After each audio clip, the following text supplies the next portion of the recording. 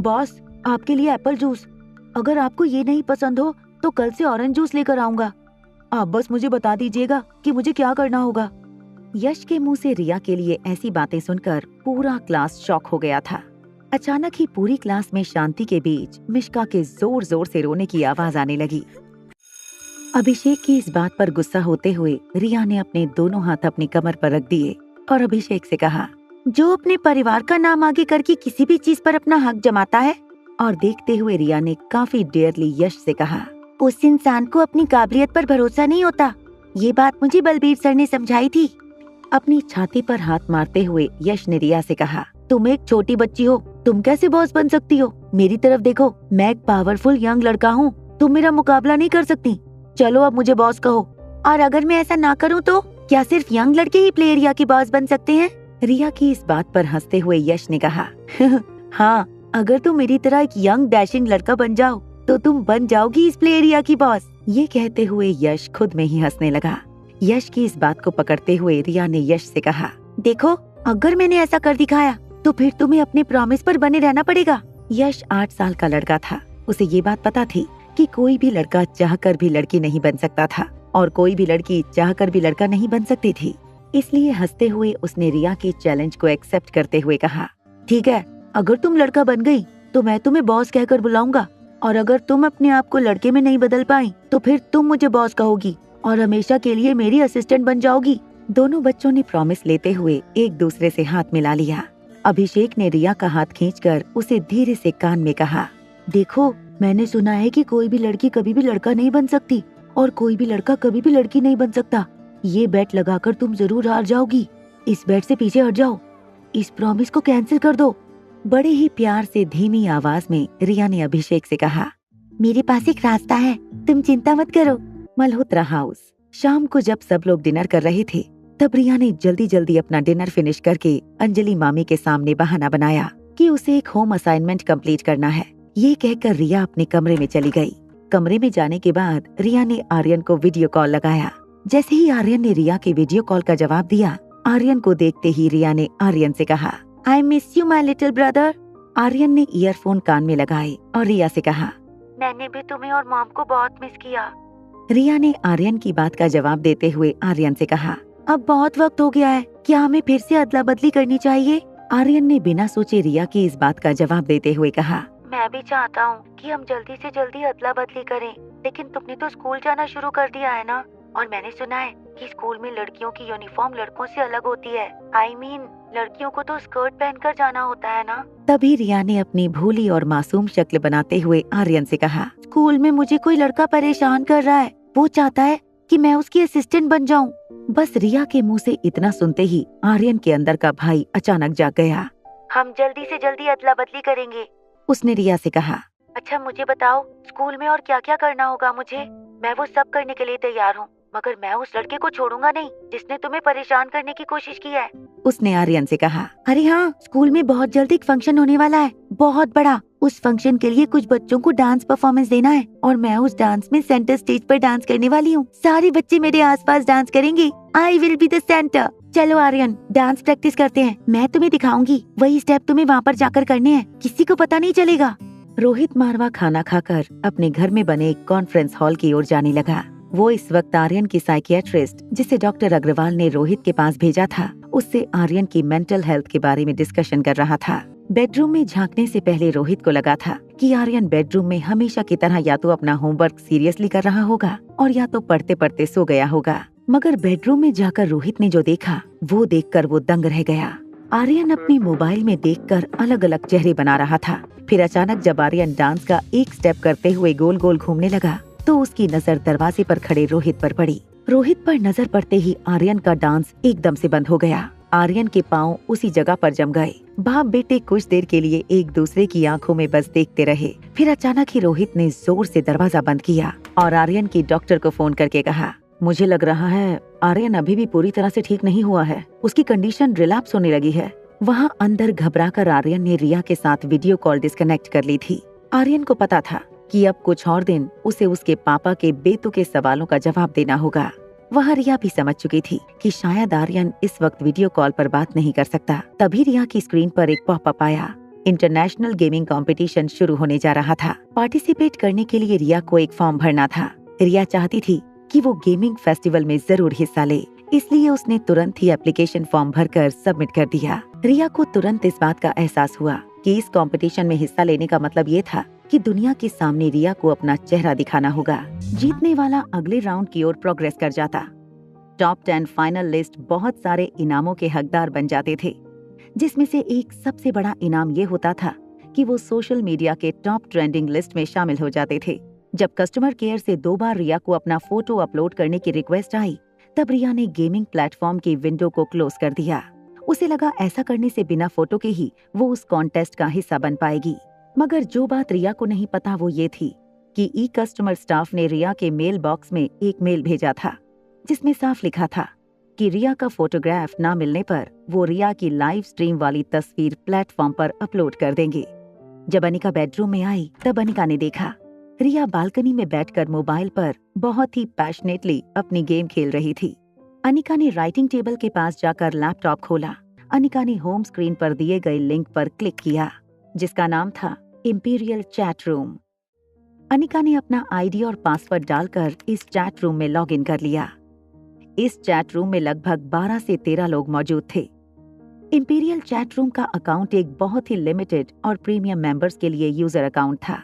यहाँ कुछ लोग हर महीने किसी एक दिन एक प्री डिसाइडेड टाइम पर इस अकाउंट में लॉग इन करते।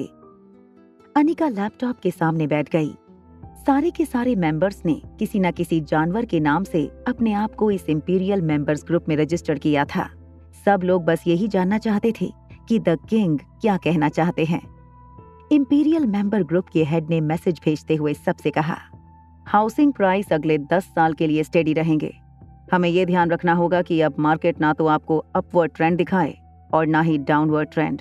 अगर किंग के बाद कोई सबसे ज्यादा पावरफुल मेंबर है तो वो ईगल ही था। अनिका कभी चैट रूम में कोई मैसेज या सुझाव नहीं देती, मगर चैट में पार्टिसिपेट करके उसे देश और दुनिया में चल रहे पॉलिटिकल एनवायरनमेंट के बारे में पहले से पता हो जाता था। चैट रूम की बातें करते हुए अनिका को थोड़ी थोड़ी नींद भी आने लगी थी। जैसे ही अनिका ने एक लंबी उबासी ली, स्क्रीन पर किंग का एक मैसेज फ्लैश हुआ, let us and today's meeting. तभी अनिका ने दिन का अपना पहला मैसेज पोस्ट करते हुए ग्रुप पर लिखा, गुड बाय एवरीवन। अनिका का यूजर नाम था कैट।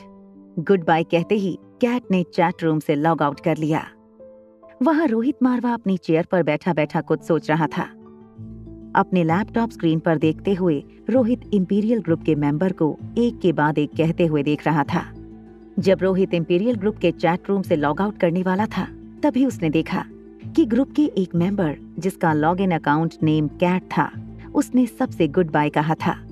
कैट इससे पहले कई चैटिंग सेशन से बिल्कुल खामोश थी। अचानक ही उसके आईडी से ये मैसेज जब आया तो रोहित को कुछ अजीब लगा। ये सोचते हुए रोहित ने चैट रूम से लॉग आउट कर दिया। रोहित बेडरूम में सो रहा था। तभी अचानक ही रोहित के शरीर पर एक ठंडी लहर का एहसास हुआ। रोहित ने जब धीरे से आंखें खोलकर देखा तो वो हैरान हो गया। बेडरूम का दरवाजा अपने आप खुलने लगा।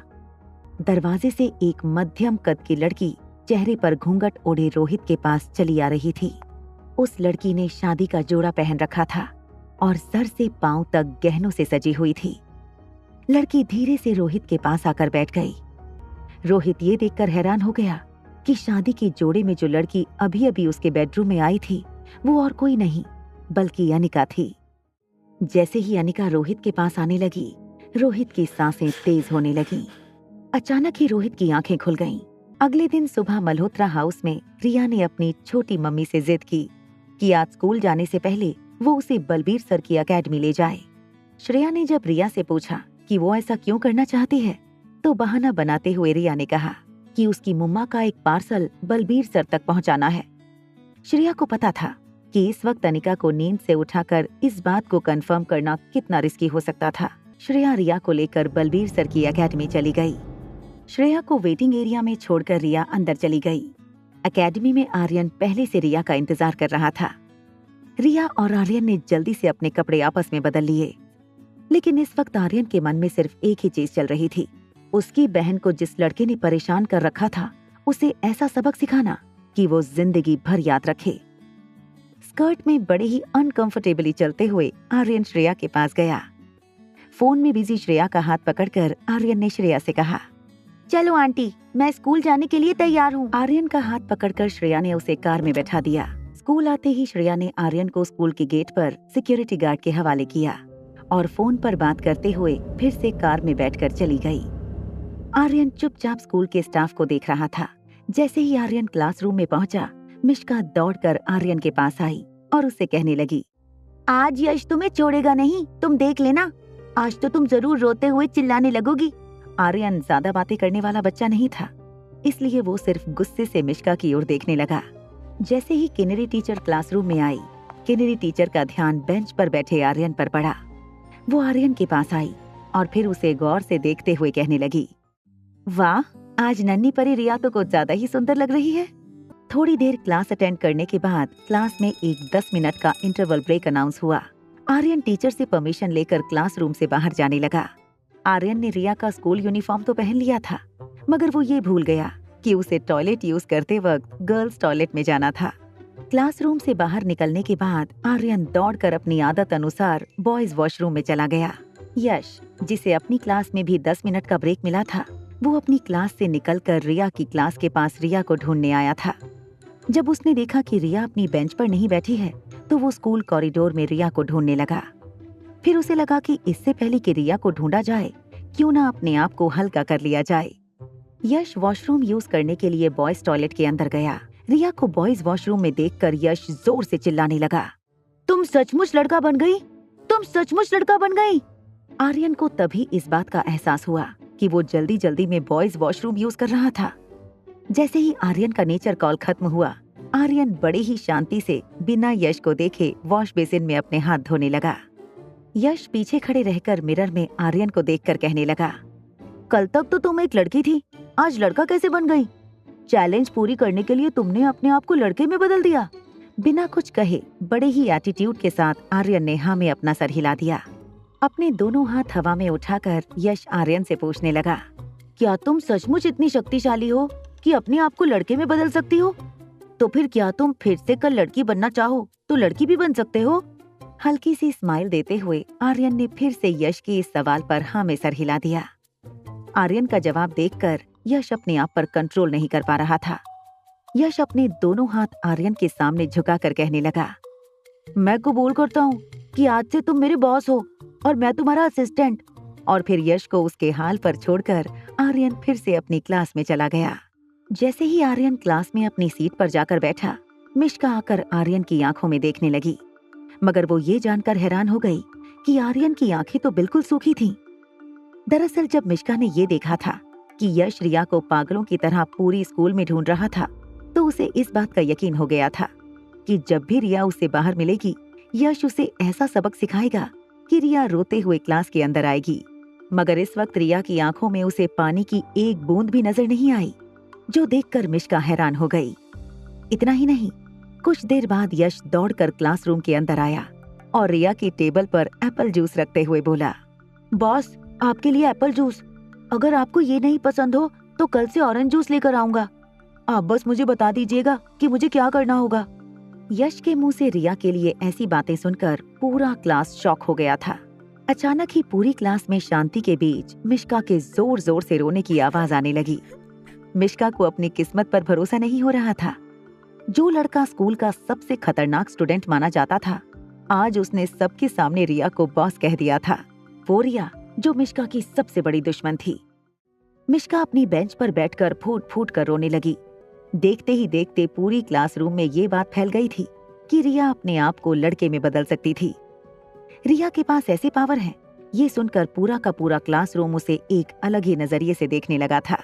तभी एक छोटी सी बच्ची आर्यन के पास आई और उससे कहने लगी, हेलो रिया, मेरा नाम पिंकी गुलेरिया है। आर्यन ने उस बच्ची से पूछा, बताओ क्या हुआ, तुम क्या बात करना चाहती हो मुझसे? पिंकी गुलेरिया यश गुलेरिया की कजन बहन थी। उस लड़की की आंखों में डर साफ नजर आ रहा था, मगर थोड़ी सी हिम्मत जुटाकर अटकते अटकते उस बच्ची ने आर्यन से पूछा, क्या तुम मुझे भी लड़का बना सकते हो? नहीं, कोई तुम्हें बदल नहीं सकता। भगवान ने हमें जो बनाया है वो हमारे अच्छे के लिए ही है और हमें उसी के साथ रहना चाहिए। हाँ, मेरे पास कुछ पावर है, मगर उससे मैं सिर्फ अपने आप को बदल सकता हूँ, तुम्हें नहीं। आर्यन के मुंह से ये बात सुनकर पिंकी के चेहरे पर मायूसी छा गई। वो मुड़कर फिर से अपनी जगह पर जाने लगी। तभी आर्यन ने उसे रोककर पूछा, पिंकी, क्या मैं जान सकता हूँ कि तुम बॉय क्यों बनना चाहती हो? दबी हुई आवाज में अपनी नजरें झुकाकर पिंकी ने आर्यन से कहा, अपनी मम्मा के लिए। मेरी मम्मा हमेशा कहती हैं, काश तुम एक लड़का होती। आगे की कहानी जानने के लिए देखें अगला एपिसोड सिर्फ पॉकेट एफएम के यूट्यूब चैनल पर। और एक लड़की को देखा तो के सारे एपिसोड को सुनने के लिए डिस्क्रिप्शन में दी गई लिंक से डाउनलोड करें पॉकेट एफएम ऐप।